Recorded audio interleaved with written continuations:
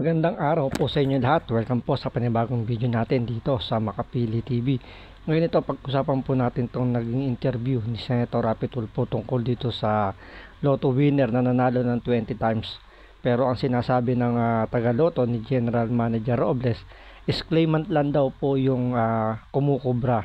So hindi malinaw kung isang tao lang talaga yung nanalo, pero base dun sa record na nakuha na ibinigay mismo ng Lotto office, isang tao lang po yung nanalo ng 20 times at isang tao lang po yung nanalo ng 10 times, pero ang nagkiklaim isang tao lang.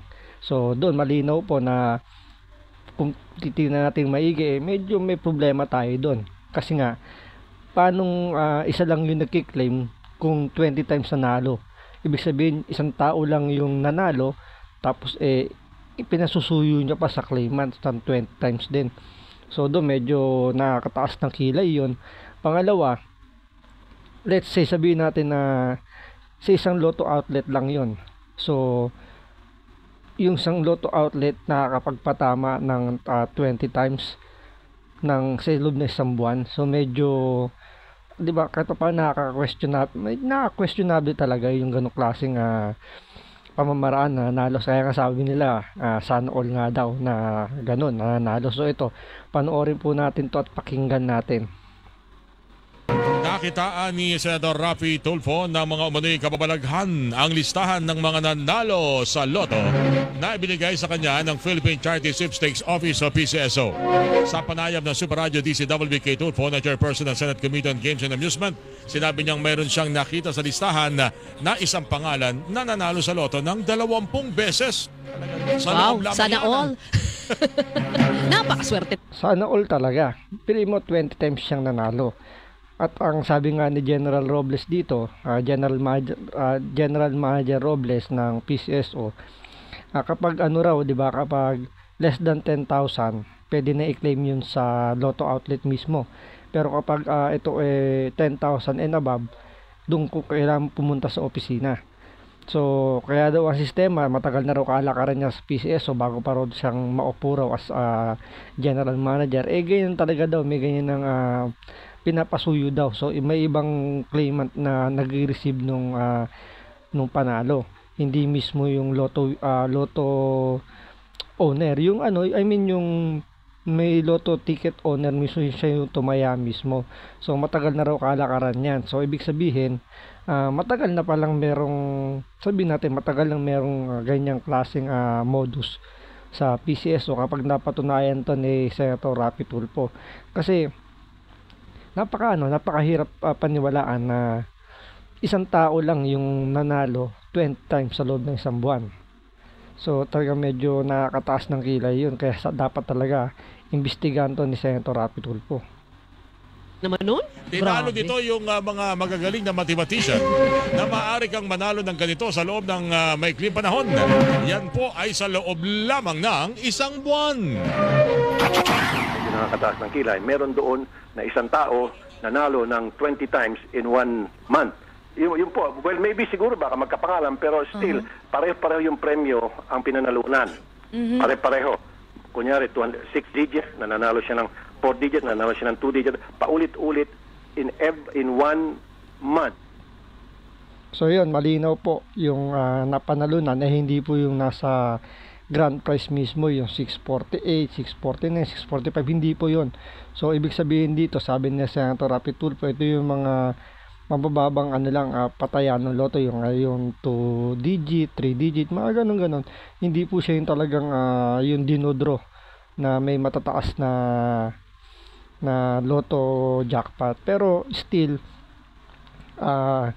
base na sinabi ni General Manager Robles, pag 10,000 pataas sa opisina kinukuha yon. So i-assume lang natin kung 10,000 nga yung pag-claim, kung 20 times is 200,000, so malaki pa rin naman yun kahit paano.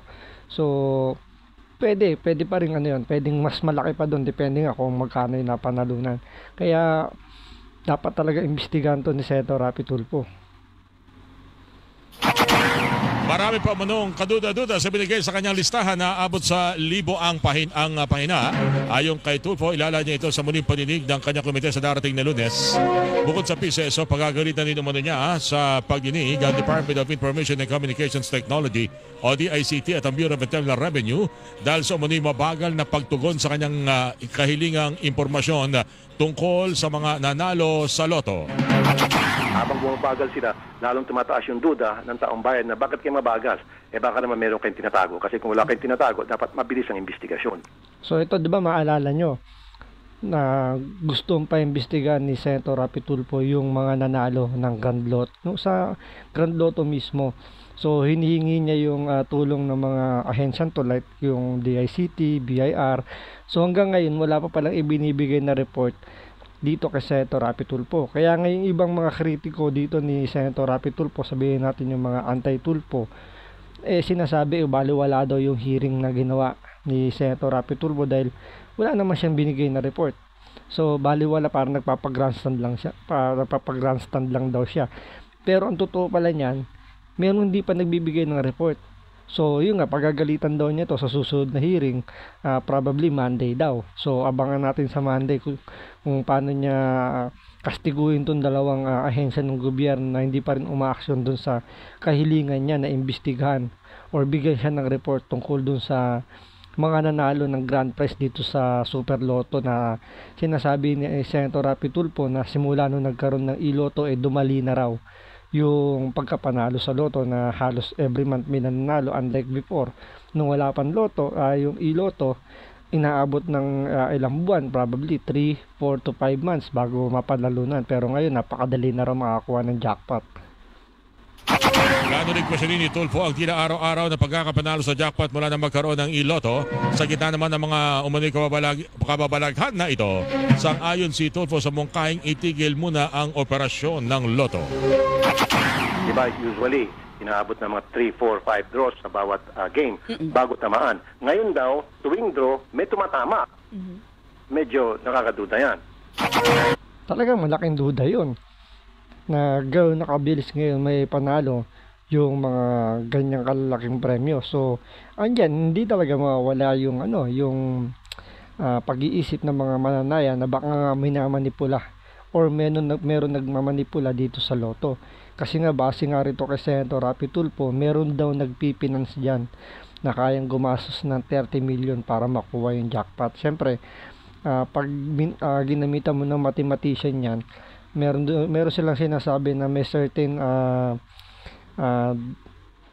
dami ng taya para makuha mo yung jackpot. Kumbaga may certain combination ng number na pwede mong tayaan para manalo ka dun sa jackpot. So sabi nga natin 30 million yung kaya niya ilabas, kung mananalo naman siya ng 100 million, tubong lugaw pa rin.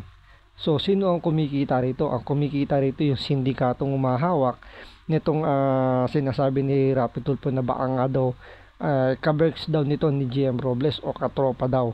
So talagang sa Monday malalaman natin to. Sabi kasi ni Senator Rapi Tulfo, Monday magpapatawag ulit siya ng Senate hearing tungkol dito sa PCSO. So abangan po natin yan. Dinigyan ni Senator Rapi Tulfo, chairperson ng Senate Committee on Games and Amusement.